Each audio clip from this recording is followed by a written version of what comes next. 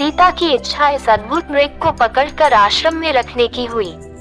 अतः वे राम को पुकारते हुए बोली, हे आर्यपुत्र, आप और लक्ष्मण शीघ्र आइए। देखिए कितना सुंदर और अद्भुत स्वर्ण मृग यहाँ विचरण कर रहा है।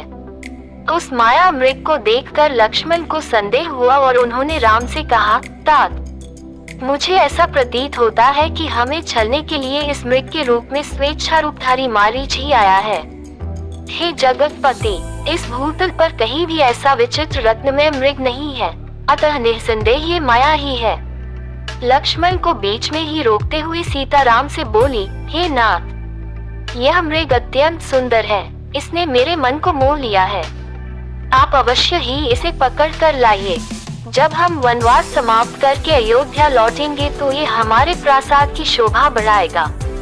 यदि यह जीवित न पकड़ा जा सके तो इसे मारकर मृगशाला ही ले आइए। मैं उस पर आपके साथ बैठना चाहती हूँ।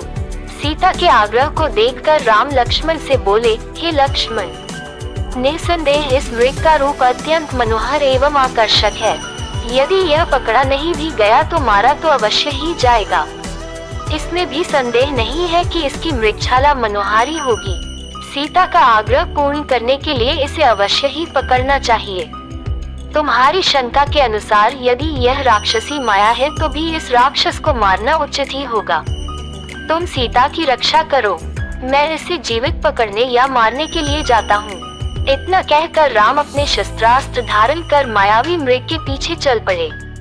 राम को अपनी ओर आता देख मृग भी उछलता कूदता गहन वन के भीतर चला गया। वह विविध वृक्षों झाड़ियों के बीच कभी छिपता और कभी प्रकट होता, कभी धीमी तो कभी द्रुत गति से भागने लगा। उसका पीछा करते करते रामचंद्र आश्रम से बहुत दूर निकल गए। अंततः मृग के दृष्टिगत होते ही क्रोध होकर राम ने एक तीक्ष्ण बाण छोड़ा जो मारीच के हृदय तक पहुंच गया। बाण लगते ही मारीच अपने असली वेश में धराशायी हो गया और राम के स्वर में हा सीते, हा लक्ष्मण चीत्कार करते हुए मर गया। उस राक्षस के मृत शरीर को तथा उसका अपने स्वर में चीत्कार करना देखकर राम को लक्ष्मण का कथन स्मरण हो आया। वास्तव में यह मारीच की माया ही निकली। उन्हें चिंता होने लगी कि मेरे स्वर में किए गए चीत्कार को सुनकर सीता की क्या दशा होगी। उन्हें किसी अनिष्ट की आशंका होने लगी और वे द्रुत गति से आश्रम की ओर लौट पड़े। इधर जब सीता ने अपने पति के स्वर में हा सीते, हा लक्ष्मण सुना तो उन्होंने व्याकुल होकर लक्ष्मण से कहा, हे लक्ष्मण, प्रतीत होता है कि तुम्हारे भैया अवश्य ही किसी संकट में पड़ गए हैं। तुम शीघ्र जाकर उनकी सहायता करो। उनके दुख भरे शब्द सुनकर मेरा हृदय चिंता से बहुत घबरा रहा है। आशंका से आतुर सीता के वचन सुनकर लक्ष्मण बोले, हे आर्य, इस प्रकार मैं आपको अकेला छोड़कर नहीं जा सकता। भैया ने आपकी रक्षा का भार मुझे सौंपा है। आप धैर्य धारण करें, भैया अभी आते ही होंगे। दुखी होकर सीता बोली, लक्ष्मण, ऐसा प्रतीत होता है कि तुम भाई के रूप में उनके शत्रु हो, इसीलिए उनके ऐसे आर्त स्वर सुनकर भी उनकी सहायता के लिए नहीं जाना चाहते। जब उनको ही कुछ हो गया तो मेरी रक्षा से क्या लाभ। इस प्रकार कहते हुए उनके नेत्रों से अश्रुधारा बहने लगी। सीता की ये दशा देखकर लक्ष्मण हाथ जोड़कर बोले, देवी, आप व्यर्थ दुखी न हो। संसार में ऐसा कोई भी देवता, दानव, मनुष्य, गंधर्व नहीं है जो भैया के पराक्रम का सामना कर सके। मायावी राक्षस नाना प्रकार के रूप धारण करते हैं और विविध प्रकार की बोलियां बोलते हैं, अतः आपको चिंता करने की आवश्यकता नहीं है। आप तनिक प्रतीक्षा करें, वे आते ही होंगे। लक्ष्मण के तर्कयुक्त वचनों ने सीता के क्रोध को और बढ़ा दिया। वे बोली, लक्ष्मण, मैं तुम्हारे मनोभावों को भली भांति समझ रही हूँ। तुम राम के न रहने पर मुझे पा लेने की लालसा लेकर ही वन में चले आए हो। मैं तुम्हारी दुष्ट इच्छा को कभी पूरा नहीं होने दूंगी। राम के वियोग में मैं अपने प्राण त्याग दूंगी। सीता के ये वचन सुनकर लक्ष्मण का हृदय विदीर्ण हो उठा। वे बोले, देवी, मैं आपकी बातों का कोई उत्तर नहीं दे सकता। स्त्रियों के द्वारा ऐसी अनुचित और प्रतिकूल बातें मुंह से निकालना कोई आश्चर्य की बात नहीं है, क्योंकि संसार में नारियों का ऐसा स्वभाव प्रायः देखा जाता है। आज आपकी बुद्धि भ्रष्ट हो गई है, जो अपने अग्रज की आज्ञा पालन करने वाले अनुज पर ऐसा दुष्टतापूर्ण लांछन लगा रही है।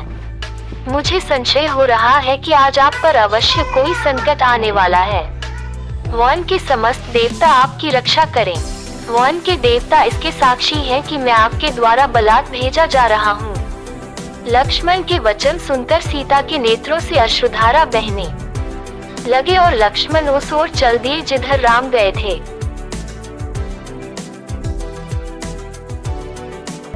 लक्ष्मण के जाने के पश्चात रावण को अवसर मिल गया। वो ब्राह्मण भिक्षुक का वेश धारण कर रावण सीता के पास आया और बोला, हे सुंदरी, तुम कोई वन देवी हो या लक्ष्मी अथवा कामदेव की प्रिया स्वयंवती हो। इस पृथ्वी पर तो मैंने तुम्हारे जैसी रूपवती लावण्यमय युवती मैंने आज तक इस संसार में नहीं देखा है। तुम कौन हो, किसकी कन्या हो और इस वन में किस लिए निवास कर रही हो? कहाँ ये तुम्हारा तीनों लोकों में सबसे सुंदर रूप, तुम्हारी सुकुमारता और कहाँ इस दुर्गम वन में निवास? ये स्थान तो इच्छानुसार रूप धारण करने वाले भयंकर राक्षसों का निवास स्थान है। तुम यहाँ से चली जाओ, तुम यहाँ रहने योग्य नहीं हो। सीता ने कहा, हे ब्राह्मण, मेरा नाम सीता है। मैं मिथिला नरेश जनक की पुत्री और अयोध्यापति दशरथ के ज्येष्ठ पुत्र श्री रामचंद्र की पत्नी हूँ। पिता की आज्ञा से मेरे पति अपने भाई भरत को अयोध्या का राज्य देकर 14 वर्ष के लिए वनवास कर रहे हैं। उन पराक्रमी सत्यप्रायण वीर के साथ मेरे तेजस्वी देवर लक्ष्मण भी हैं। आप अतिथि हैं, अतः इस आसन पर बैठकर यह जल और फल ग्रहण कीजिए। मेरे पति अभी आते ही होंगे। अब आप बताइए महात्मन, आप कौन हैं और यहाँ किस उद्देश्य से पधारे हैं? सीता का प्रश्न सुनकर रावण गरज कर बोला, हे सीते, मैं तीनों लोकों 14 भुवनों का विजेता महाप्रतापी लंकापति रावण हूँ, जिसके नाम से देवता, दानव, यक्ष, किन्नर, गंधर्व, मुनि सभी भयभीत रहते हैं। इंद्र, वरुण, कुबेर जैसे देवता जिसकी सेवा करके अपने आप को धन्य समझते हैं। मैं तुम्हारे लावण्य में सौंदर्य को देखकर अपनी सुंदर रानियों को भी भूल गया हूँ और मैं तुम्हें ले जाकर अपनी भार्या बनाना चाहता हूँ। हे मृगयोजने, तुम मेरे साथ चलकर नाना देशों से आई हुई मेरी अत्यंत सुंदर रानियों पर पटरानी बनकर शासन करो। मेरी नगरी लंका की सुंदरता को देखकर तुम इस वन के कष्टों को भूल जाओगी। इसलिए मेरे साथ चलने को तैयार हो जाओ। रावण का नीचतापूर्ण प्रस्ताव सुनकर सीता क्रुद्ध स्वर में बोली, हे अधम राक्षस, तुम परम तेजस्वी, अद्भुत पराक्रमी और महान योद्धा रामचंद्र के पराक्रम को नहीं जानते, इसीलिए तुम मेरे सम्मुख ये कुत्सित प्रस्ताव रखने का दुस्साहस कर रहे हो। अरे मूर्ख, क्या तू वनराज सिंह के मुख में से उसके दांत उखाड़ना चाहता है? तेरे सिर पर काल नाच रहा है, इसीलिए तू ये घृणित प्रस्ताव लेकर यहाँ आया है। तेरी मृत्यु ही तुझे यहाँ लेकर आई है। सीता के ये अपमानजनक वाक्य सुनकर रावण के अत्यंत कुपित हो गया। आंखें लाल करते हुए उसने कहा, सीते, तू मेरे बल और प्रताप को नहीं जानती। मैं आकाश में खड़ा होकर पृथ्वी को गेंद की भांति उठा सकता हूँ। अथाह समुद्र को एक चुल्लू में भर कर पी सकता हूँ। मैं तुझे लेने के लिए आया हूँ और लेकर ही जाऊंगा। ये कहकर रावण ने अपने ब्राह्मण वेश को त्याग कर विकराल रूप धारण कर लिया और बड़े विमान पर जा सवार हुआ। इस प्रकार अप्रत्याशित रूप से पकड़े जाने पर सीता ने हा राम कहते हुए स्वयं को रावण के हाथों से छुड़ाने का प्रयास किया, परंतु बलवान रावण के सामने उनकी एक न चली। उसने उन्हें बांधकर विमान में एक ओर डाल दिया और तीव्र गति से लंका की ओर चल पड़ा। सीता निरंतर विलाप किए जा रही थी, हा राम, पापी रावण मुझे लिए जा रहा है। हे लक्ष्मण, तुम कहाँ हो? तुम्हारी बलवान भुजाएं इस समय इस दुष्ट से मेरी रक्षा क्यों नहीं करती? हाय, आज कैकेयी की मनोकामना पूरी हुई। इस प्रकार विलाप करती हुई सीता ने मार्ग में खड़े जटायु को देखा। जटायु को देखते ही सीता चिल्लाए, हे आर्य जटायु, देखो, लंका का ये दुष्ट राजा रावण मेरा अपहरण करके लिए जा रहा है।